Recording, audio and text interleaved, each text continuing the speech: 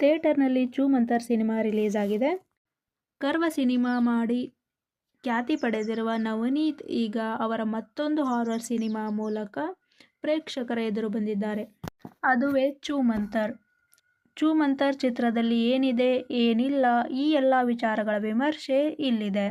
ನಿರ್ದೇಶನ ಕರ್ವ ನವನೀತ್, ಶರಣ್, ಚಿಕ್ಕಣ್ಣ, ಅದಿತಿ ಪ್ರಭುದೇವ್ ಅವರು ಅಭಿನಯಿಸಿದ್ದಾರೆ. ಈ ಚಿತ್ರದಲ್ಲಿ ದೆವ್ವ ಓಡಿಸೋದ್ರಲ್ಲಿ ಶರಣ್ ಅವರು ಎತ್ತಿದ ಕೈ. ಒಂದು ರೂಮ್ ನೋಡಿ ಅಲ್ಲಿನ ಹವಾಮಾನ ಗಮನಿಸಿ ರೂಮ್ನಲ್ಲಿ ದೆವ್ವ ಇದೆಯೋ ಇಲ್ವೋ ಎಂದು ಹೇಳುತ್ತಾರೆ. ಶರಣ್ ಹಾಗೂ ಅವರ ಗ್ಯಾಂಗ್ ನಿಧಿಯ ಆಸೆಗೆ ಕರ್ನಾಟಕದಿಂದ ಮಾರ್ಗನ್ ಹೌಸ್ಗೆ ಎಂಟ್ರಿ ಕೊಟ್ಟಿರ್ತಾರೆ. ಅಲ್ಲಿಂದ ಕತೆ ಆರಂಭ ಆಗುತ್ತೆ.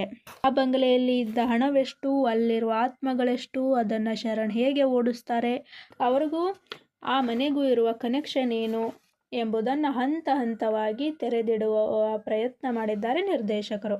ಸಿನಿಮಾದಲ್ಲಿ ಸಾಕಷ್ಟು ಟ್ವಿಸ್ಟ್ಗಳಿದೆ. ಮಧ್ಯಂತರದಲ್ಲಿ ಸಿಗುವ ತಿರುವುಗಳು ಪ್ರೇಕ್ಷಕರಿಗೆ ಥ್ರಿಲ್ ನೀಡುತ್ತದೆ. ಮಧ್ಯಂತರದ ಬಳಿಕವೂ ಕೂಡ ಒಂದಷ್ಟು ತಿರುವುಗಳಿವೆ. ಕೆಲವು ತಿರುವುಗಳನ್ನು ಪ್ರೇಕ್ಷಕರು ಊಹಿಸಿದರೆ ಇನ್ನೂ ಕೆಲವು ಕಲ್ಪನೆಗೂ ಮೀರಿದೆ. ಆತ್ಮ ಎಂದಾಕ್ಷಣ ಸೌಂಡ್ ಎಫೆಕ್ಟ್, ಬ್ಯಾಕ್ಗ್ರೌಂಡ್ ಮ್ಯೂಸಿಕ್ ಇಂದ ಹೆದರಿಸುವ ಪ್ರಯತ್ನ ಆಗಿದೆ.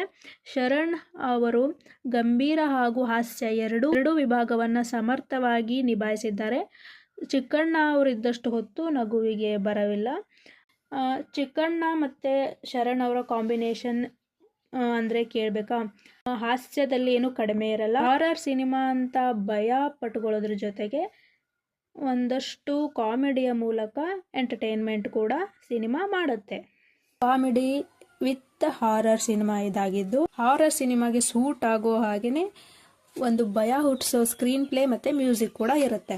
ಕಾಮಿಡಿಯಿಂದ ಎಂಟರ್ಟೈನ್ಮೆಂಟ್ ಮಾಡುತ್ತೆ, ಹಾರರಿಂದ ಭಯ ಹುಟ್ಟಿಸುತ್ತೆ ಸಿನಿಮಾ. ಸೊ ಈ ಸಸ್ಪೆನ್ಸ್ ಮೂವಿ ಇದು ಪ್ರೇಕ್ಷಕರನ್ನ ಎಂಟರ್ಟೈನ್ಮೆಂಟ್ ಖಂಡಿತ ಮಾಡುತ್ತೆ. ಸೊ ಸಿನಿಮಾ ತಂಡಕ್ಕೆ ಶುಭವಾಗಲಿ. ನನ್ನ ವಿಡಿಯೋ ಇಷ್ಟ ಆಗಿದ್ರೆ ಲೈಕ್ ಮಾಡಿ, ಶೇರ್ ಮಾಡಿ, ಸಬ್ಸ್ಕ್ರೈಬ್ ಮಾಡಿ. Thank you for watching.